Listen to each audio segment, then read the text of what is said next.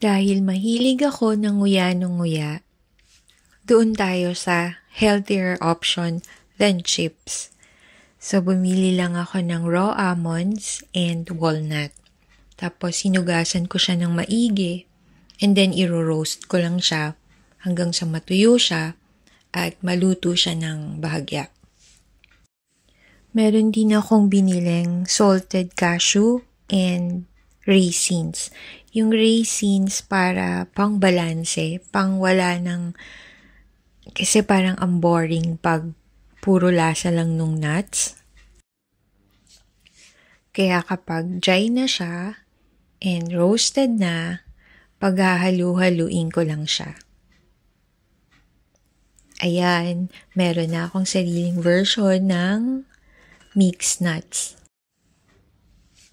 Masarap to habang nanonood ng movie at pangbaon din bukas.